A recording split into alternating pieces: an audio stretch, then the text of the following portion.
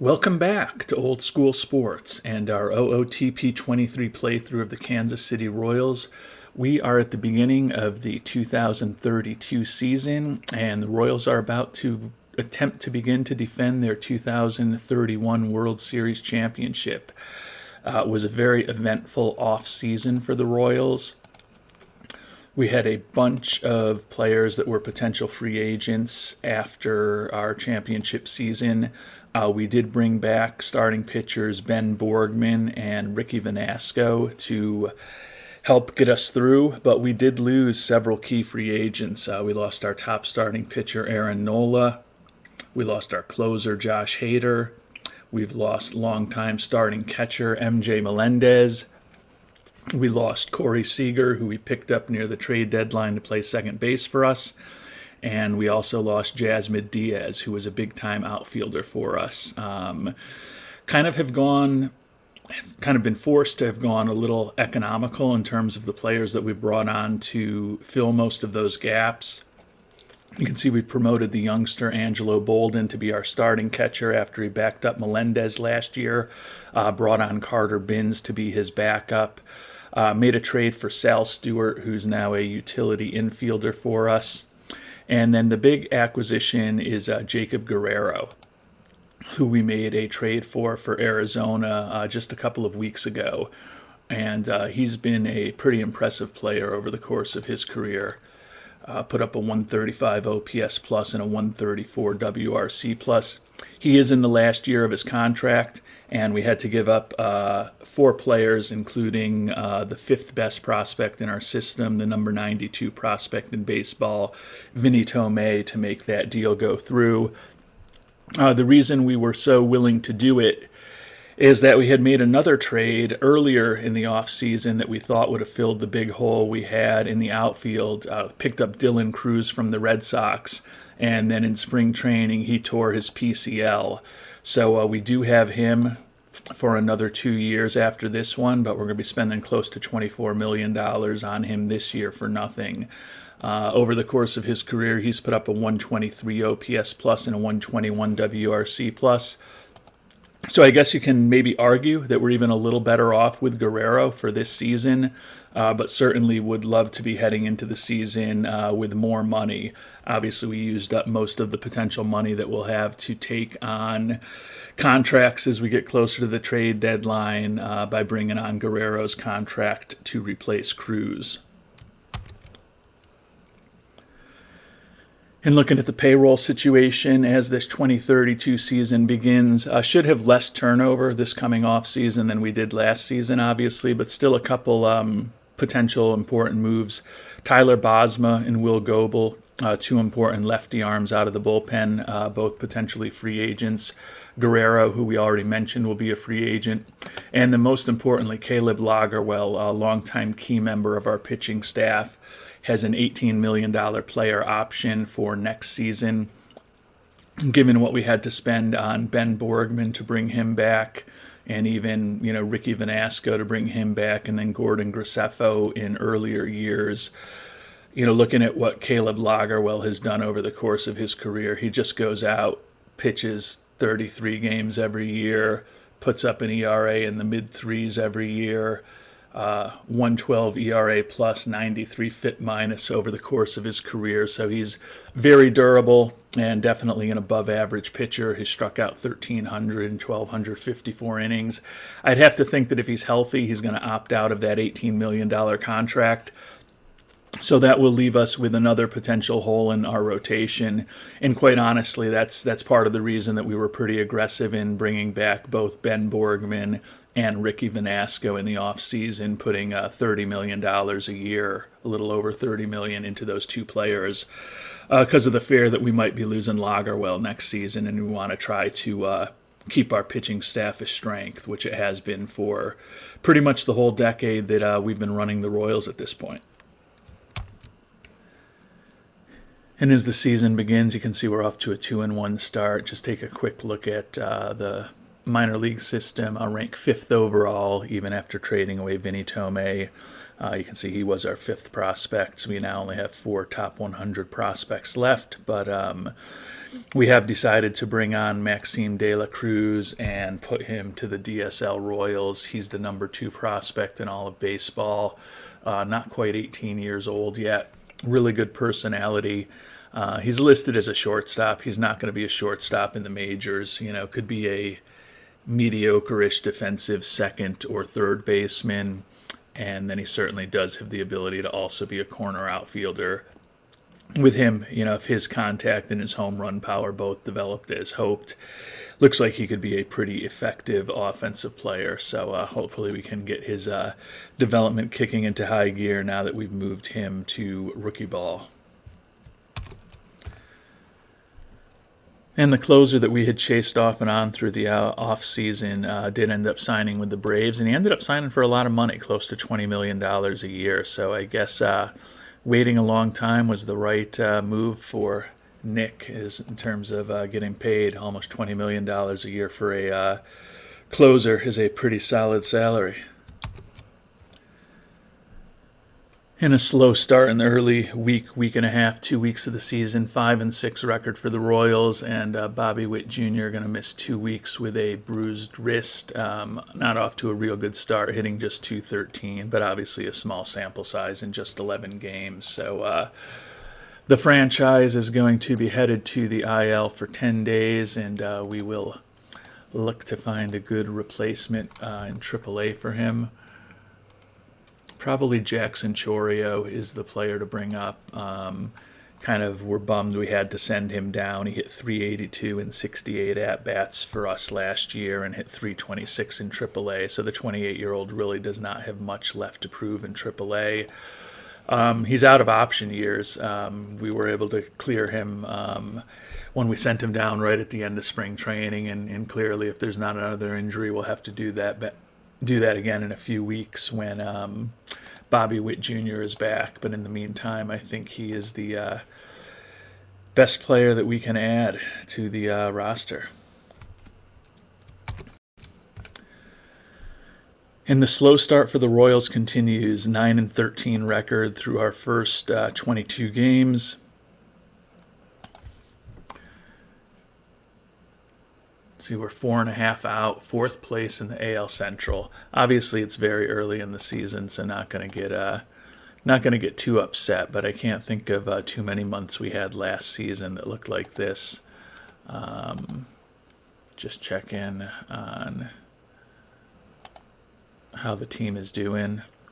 And the runs scored has been pretty rough. 12th in the league in runs scored and 14th in the league in runs allowed. So nothing going right for the Royals in the early stages of this season. I think we lost a lot of players last offseason. There's no doubt about it, but I think that I'm going to attribute this to small sample size. We are waiting to hear on an injury for Juan Palomares, which is not optimal, and Caleb Lagerwell is also banged up with a finger blister for a week. Moderate impact on his throwing, so we are just going to make sure to bench him. So we'll have to move some guys up in the rotation, but certainly don't want to push things with one of the top starting pitchers that we do have. Unfortunately, Palomares' injury relatively minor, bruised shoulder, day-to-day for 5 days, moderate impact on throwing. He's a first baseman. He's also only 25 years old, durable player, so we're not going to worry too much if Byron Nichols wants to use him a little bit over the next couple of days. I think that's fine. And a bit of a bummer, but that's what happens when you play with fire. When we brought Bobby Witt Jr. back, San Diego did claim Jackson Chourio from us. It certainly profiles as potentially a slightly above average offensive player. He can play a lot of positions defensively, none of them particularly well. But definitely not thrilled that we lost him. But it is what it is. No option years left, and those are the rules of the game. He didn't hit much for us this year. Only 15 at-bats, 2 hits in those 15 at-bats. But as I mentioned, he hit pretty brilliantly last year, so definitely bummed that he's no longer part of the Royals organization. And Kansas City's played a little better over the final weeks of the month of April, finishing with a 17-16 record as we get to May 1st. So tied with the Twins, 2 games behind the Tigers in the AL Central. So hopefully we've righted the ship a bit. Hopefully we can play even better in May. You can see the addition, Jacob Guerrero, second in the AL with a 342 batting average, 8 homers, 21 runs batted in, and a 641 slugging percentage. So he's off to a real good start, third in the league in batter WAR. And Ben Borgman off to a really nice start after signing that big free agent contract with us. 2-0 record with a league best 1.53 ERA so far. So hopefully the Royals will play better in May than we did over March and April, and we can maybe by the end of May get back on top of the AL Central. And one thing that could certainly help us potentially get back on top of the AL Central would be R.J. Dabovich's pending return from a hamstring strain. You can see he's still out for another 1 to 2 weeks. I think he could definitely slide into our closer role when he gets back. Right now, Tyler Bosma has been holding down that role and has not been good. A 1-2 record. He does have 8 saves, but a 7.20 ERA over 10 innings in those 2 losses, not optimal, but definitely makes things happen. In his 11 games, he's been involved in 11 kind of decisions with a win, 2 losses, and 8 saves. So don't know that he's our long-term choice at closer. So I think when Dabovich is healthy, there's a good chance that Byron Nichols will put him into that role. And another relatively minor injury, but still another injury here for the Royals. Brennan Davis, who we signed to a minor league contract with a major league option and then ended up bringing him up to that $4 million contract, is kind of a 4th outfielder for us. And he's actually been even more than that, starting 32 games for us. Only hitting .232, does have 5 homers, but only 9 runs batted in. So certainly a mixed season so far, but not optimal that we'll be losing him for the next couple of weeks. So we are going to place him on the 10-day IL and dip back down to Omaha, where we do have some decent options to think about in the outfield.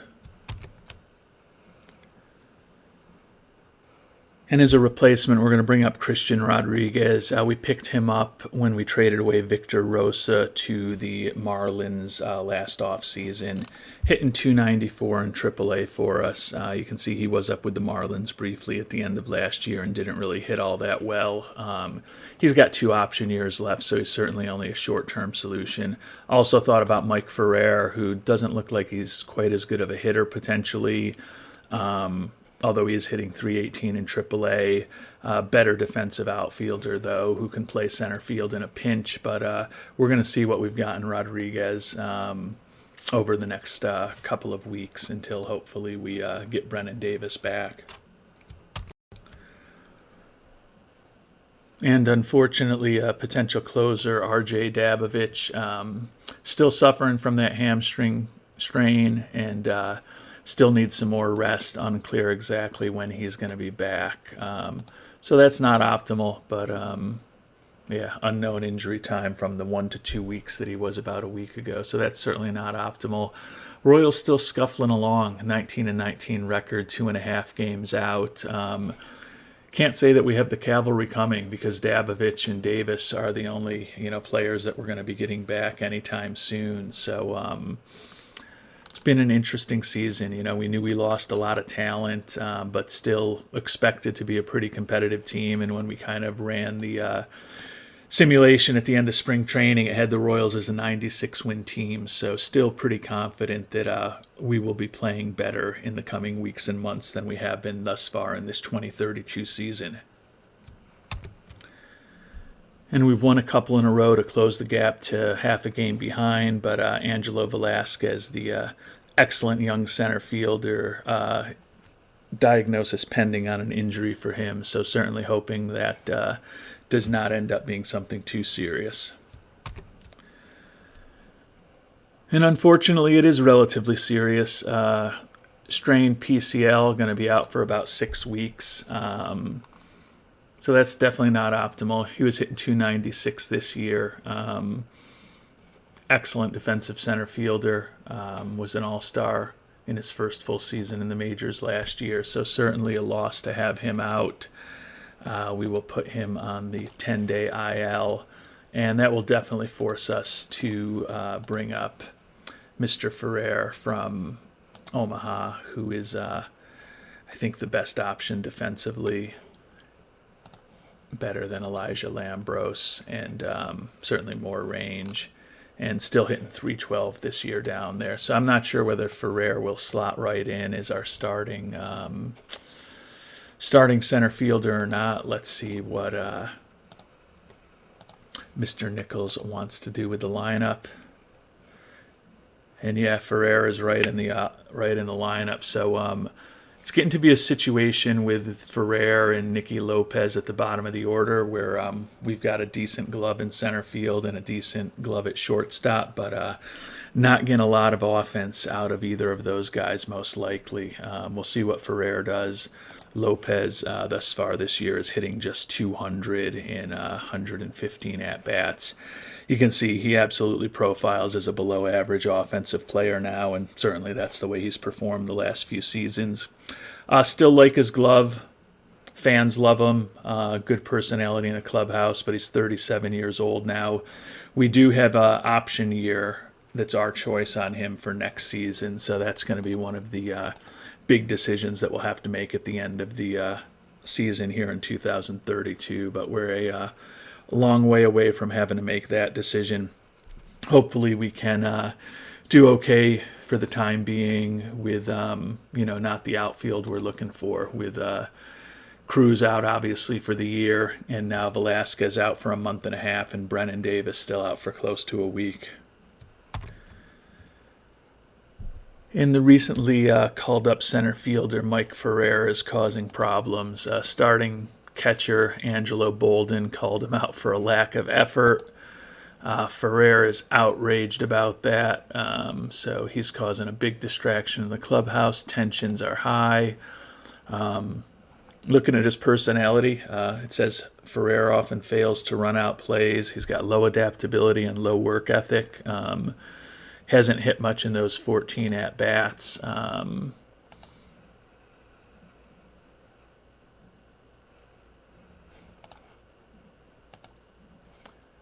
See if maybe we can get something for Ferrer in a trade rather than just releasing him outright. But not going to let this guy become a distraction.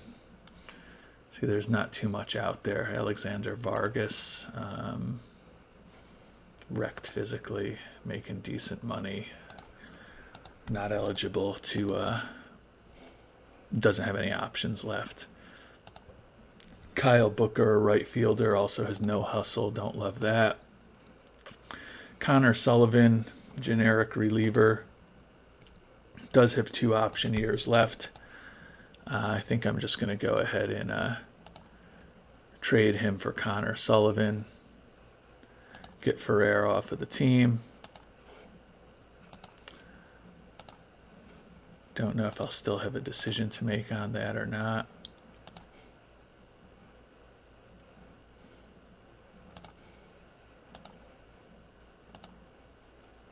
I replied with release player just for the sake of it, although he's obviously gone already. So we'll need to bring up another outfielder. I think we'll give Nazir Muley a chance to come back up. Had a couple big hits for us in the playoffs last year. Ended up, he's also out of options, so he's a player that we could lose. When we have to send him back down. Not hitting all that much, though, hitting just .238 in Omaha right now. So if we lose him, we lose him. But the injuries are beginning to take a little bit of a toll. You can see we've got Tony Fonseca. We're forced starting him in right. He is a excellent defensive infielder and excellent defensive outfielder. You can see he's already pretty proficient at second, third, short, and left. We're trying to make him more proficient at right. Doesn't look like he's ever going to be much of a hitter. But with that outfield glove and even more importantly that infield glove, I think he could be a real useful kind of late inning defensive substitution for us, and a guy that we can play a couple times in a week when people need a day off. So trying to work on getting him as versatile as possible defensively. I do think after he's kind of trained up a little bit more in right field, we may also work on training him up in center field too. He's only 22 years old, so again, I don't think the bat's ever going to be all that exciting, but the glove in both the infield and outfield is real interesting, and I think he could potentially have a pretty significant role as a guy coming off the bench, late inning defensive substitution, and then a guy who we can play, as I said, 2-3 times a week, filling in for others when they need a day off or get banged up without hurting us too much offensively. And Brennan Davis is eligible to come off the IL. We're actually going to send Christian Rodriguez back down. He hasn't played too much, and Muley is actually our center fielder right now, which isn't optimal, but want to try to maintain as much integrity in the defense as we can while we are waiting for Velasquez to come back. So the bottom of our order is getting pretty brutal, as I talked about, with Muley, Lopez, Ricardo Cabrera against righties, and then Muley, Lopez, and catcher Carter Binns against lefties. Even Angelo Bolden batting sixth, hitting just 257, and Sal Stewart, who's batting sixth against left-handers, hitting just $189. So the offense has not been great this year. Pitching hasn't been great either, and that's why we're only 24-22. Take a quick look at the team statistics. We're middle of the pack in offense, 7th in runs scored, and we are kind of moving in the right direction pitching-wise, improved to 5th in runs allowed at this point. So we're playing better, only a little bit though. You can see we were 500 in March, 1 game above 500 in April, and 1 game above 500 so far in May. But our Pythagorean record is a game better than where we are, so hopefully that's a sign that we should be moving in the right direction and hopefully playing a little better here over the second half of May. So a key player, Jacob Guerrero, banged up with a strained shoulder day-to-day for 4 weeks. Only going to have an impact on his throwing. You can see he's slowed down a bit, hitting just 279, but still has 11 homers and 28 ribbies in 183 at-bats. Good for a 140 OPS plus, 140 WRC plus. I think what I'm going to do with him is we are just going to force start him at designated hitter for the next month, so he doesn't have to throw. Hopefully that will ensure that we can keep that bat in the lineup, but hopefully not have any significant issues in terms of that injury becoming something more serious. Now that will mean that Alex Vasquez has to go to left field against both lefties and righties, which isn't optimal. Doesn't have the best range out there, although he does have a decent arm. But we're playing him at first base anyways, where he's not all that great either. So hopefully we can survive for the next few weeks with Vasquez in left field. Good news, Dabovich is finally recovered from that hamstring. So we are going to send him on a rehab assignment for a little bit, just because it's already May 23rd. He hasn't pitched since spring training, coming off an injury. Looking at what Tyler Bosma has done as a closer, still choppy, 5.62 ERA, does have 14 saves, but it seems like he's making the games pretty exciting. We just can't seem to get a break with these injuries. Brennan Davis banged up again with a fractured thumb for 3 weeks, so he is going to go back on to the injured list. And we'll give some thought to who we're going to bring up to fill his spot. And I think we'll bring Christian Rodriguez back up. He does have options, so it's easier to send him back and forth to Omaha when we need to. But we've got at least 3 weeks right now till we should have any decisions to make on that front, because Brennan Davis out for 3 weeks and Angelo Velasquez out for 4 weeks. So, hopefully we can survive with the likes of Muley, Christian Rodriguez, and Fabrizio Valera getting more playing time. And hopefully Guerrero's injury doesn't get any worse while we're trying to DH him and kind of nurse him through that strained shoulder over the next 3 weeks. And we made it to the end of May. The Royals had been playing a little better and then kind of slipped back over the last few days of May. You can see 4-6 in our last 10, 2 losses in a row. 31-29 record, 2 games out in the AL Central, still trailing the Tigers. Alex Vasquez, as usual, is hitting 3rd in the league with a .327 batting average, 2nd in the league in OPS at over 1. Ben Borgman continues to really have a great year, 1.47 ERA, 6-1 record. Ricky Vanasco, 3rd in the league in strikeouts. Bosma's tied for the league in saves. His ERA is down to 5.09, and Borgman leading the league in pitcher WAR. So very happy, at least in these early stages of his contract, that we did sign him to that 6-year deal. And R.J. Dabovich has now pitched 3 games in Omaha, only allowed 1 hit, although he did walk 3 over 3 innings pitched, but a 125 batting average against, no earned runs allowed. Sierra of 7.49 is pretty ugly, but he's ready to come back in my view, so we got to figure out who we are going to send down to make space for the potential closer.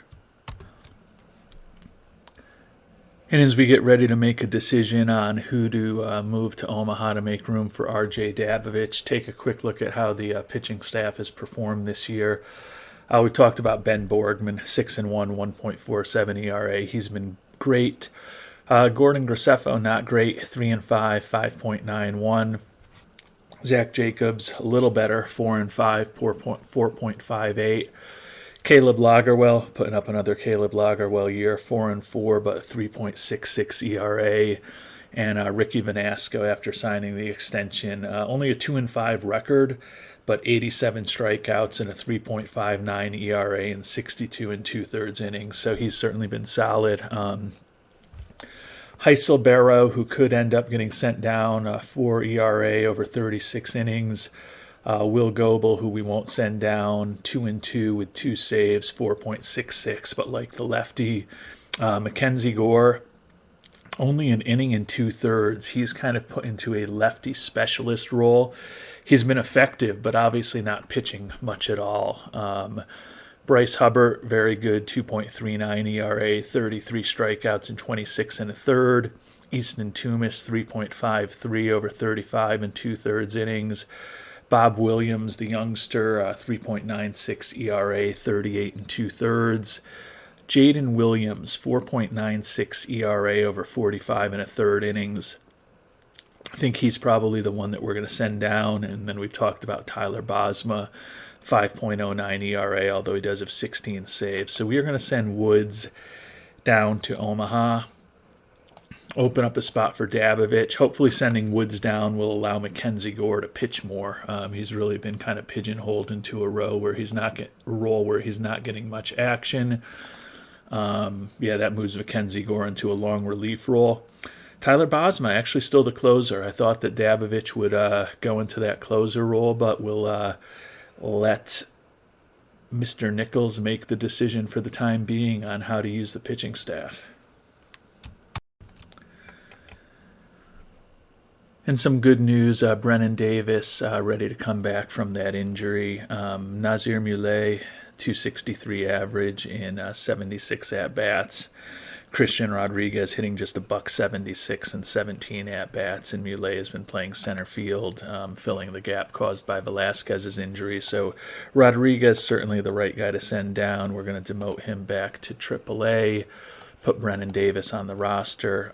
Jacob Guerrero still has about a week with that strained shoulder, so we're going to continue to force start him at DH, which means that Vasquez is unfortunately going to be playing most likely in the outfield, although with Davis back, maybe we'll move him to first base. Let's see what Nichols does. Nope, still playing Vasquez in left, which is fine. We want his bat in the lineup, so we'll deal with the poor defense, hopefully, for another week or so. And then hopefully Guerrero will be healthy and ready to go back in the outfield so Vasquez can move back to first base against righties and DH against lefties. And then hopefully within a week or so after that, we'll also be getting Angelo Velasquez back to play center field. Team playing a little better of late. You can see the record 37-32. And we are up 2 games on the Tigers right now, who have really been playing poorly, 2-8 in their last 10. So starting to kind of right the ship. Obviously would like to have more than a .536 winning percentage, because right now AL Central is looking like a one playoff team division. Even with our .536 winning percentage, we'd be a couple games out of the wild card. So it's going to be real important to ensure that we win that division here.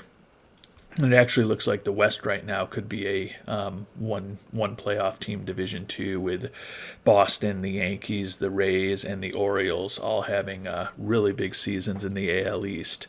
Hopefully at some point those teams playing each other frequently will cannibalize them a little bit over the second half of the year, and maybe we'll only end up with 3 playoff teams out of the East, which would give us potentially a little bit more insurance if one of those wild card spots was also something that the Royals could potentially end up in if the season doesn't go as well as expected.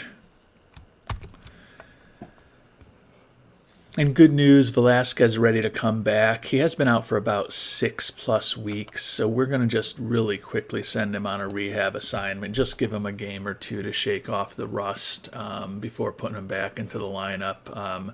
Can see you're not playing as well over the last couple of weeks. 42-38 record, a game and a half back now. So it's been a really choppy season for the Royals. Hopefully we can play a little better over the last week and a half of June here. And we've gotten to our mid-season review of the goals. Obviously, it's been a bit of a disappointing year, 43-39. Ownership recognizes that injuries have hurt us, but wants us to continue to push hard for the playoffs, and that's still our goal. Totally agree with that. Not happy that we haven't upgraded second base. They're overall happy with our performance, as they very well should be. We've got a few coaches, scouting directors, managers, etc., that are going to be up for contract renewals. Scouting director Travis Lee is the most important. Been a huge part of what we've done here, particularly with his legendary international scouting. He's making $600,000 a year now. Guessing he's going to want significantly more than that, but we are going to give him whatever he wants. Actually, he's only looking for $730,000, so I guess we're not going to give him exactly what he wants, because we're going to cut that down to $700,000, see if we can extend it to 5 years, submit the offer to him, and we have Travis Lee locked up, so that's good news. And we'll work on those other coaches, figure out what we want to do with them also.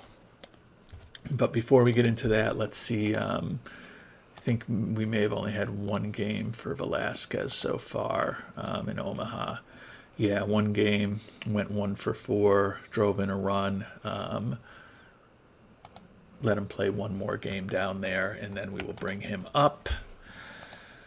So we're going to figure out if we want to extend any of those coaches. Sim ahead 1 game to get another game in AAA for Velasquez, bring him back up, and then hopefully sim out the rest of the month of June without any major injuries, and hopefully with 5 or 6 more wins for the Royals. It would be nice to be closing in on 50 wins by the end of the month. So Angelo Velasquez now played 2 games in Omaha, got 2 hits, drove in another run in his second game yesterday, so it's definitely time to bring him up. Fortunately, that means that Nazir Muley we are going to waive in DFA. Hopefully we can sneak him back down to AAA. We'll see whether that happens or not, but looking at the rest of the group, Valera, Marin, Davis, Vasquez, Guerrero, Muley is obviously the player that we're going to send down in that situation. So hopefully in contrast, to what happened with Jackson Chorio a month or two ago, will be able to get Muley down to AAA without losing him to the waiver wire. So a solid finish to the month of June, back in first place with the Royals. Bobby Witt Jr., batter of the month, 318 batting average, 9 homers, 21 ribbies. So certainly since he's come back from his injury, he's gotten back to a typical Bobby Witt Jr. level of production, hitting 287, 136 OPS plus, 3.1 WAR on the season. So getting what we expected to get out of him, which is good.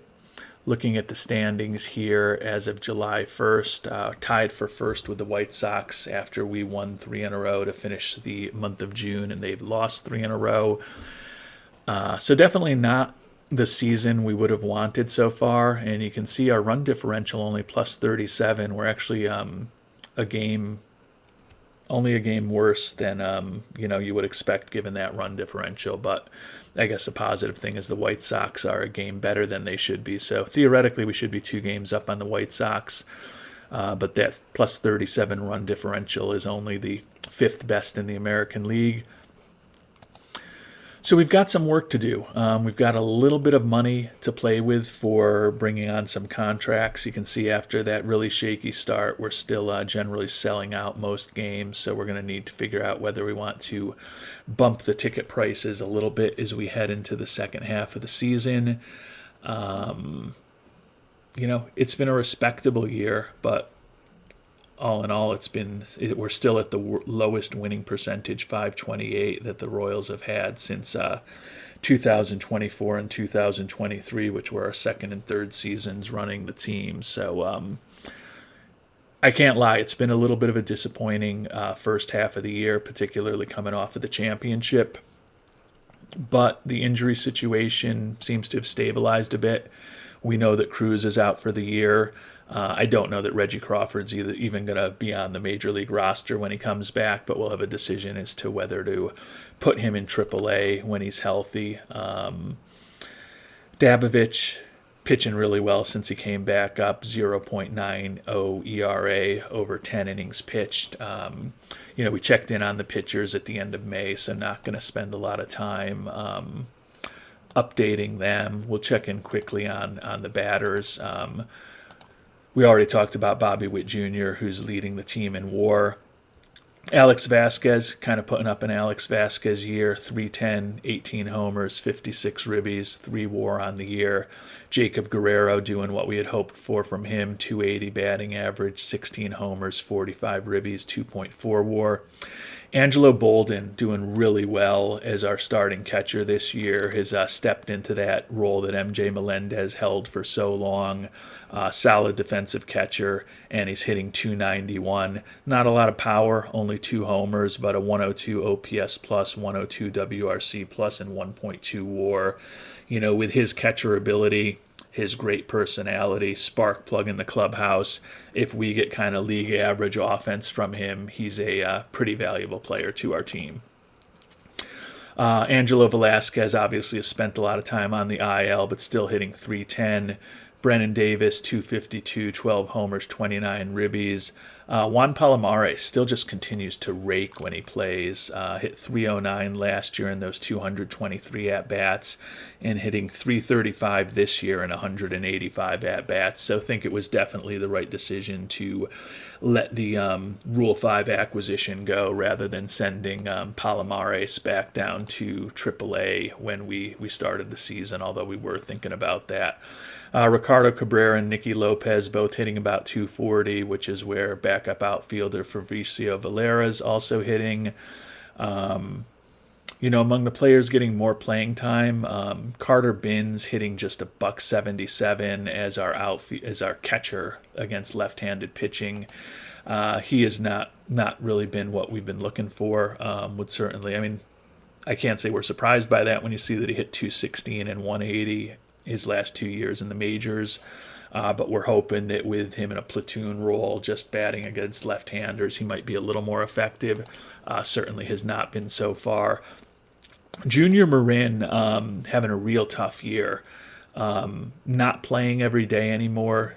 is hitting 255 over 200 at bats, but just 4 home runs. And you can see a bit surprising for him to be performing that poorly, because over the first 4 years of his career, 30, 27, 28, and 31 home runs.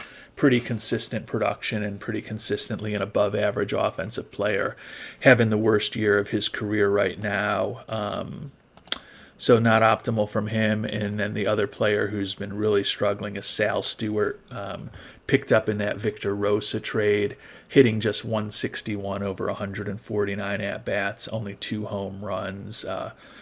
Brutal 42 OPS plus, 39 WRC plus, and he's cost us almost a win, at least according to WAR. So he has not been incredibly effective. So hopefully with the injury situation stabilized for the time being, the Royals will be playing even better in the summer than we have through the spring. Looking at the team statistics, you can see we're slowly getting better. We were 500 in March, 518 winning percentages in both April and May, and up to 551 in June. So we haven't had a losing record for a month yet. It's just that we've barely had winning records each of the last 3 months too. The offense still middle of the pack, 8th in the league in runs scored. You can see, middle of a pack in a lot of the statistics. Runs allowed, we're up to 4th. The starters have been excellent with 3rd best ERA in the AL. Bullpen has been a problem, and it's been a strength of us for so long that perhaps we've neglected investment in the bullpen a little bit. We didn't actually sign any new arms this year. We brought back Vanasco and Borgman, and then we basically just brought back a few relievers who were heading into arbitration years, but we didn't do any big moves to bring a big arm into the bullpen. So that potentially could be a cheap thing to think about in the month of July when we get closer to the trade deadline. Generally, you can find pretty good relievers, and they're not making a ton of money, and they're not going to cost too much in trade if you are able to track down the right one. So that may be a relatively easy improvement for us to make here in the month of July. But we will focus on that in our next episode. Month of July, we're going to have to figure out what to do with international free agents, what to do with the amateur draft, and also what to do in terms of the trade deadline, and hopefully adding a little talent to the team to get us out of a tie for first in the AL Central into a hopefully a little more dominant position over the months of July and August, so we can feel pretty confident that we're going to be back in the playoffs when this season is over. So that is what we will focus on in our next episode. Until then, thanks so much for watching, and hope you have a great day.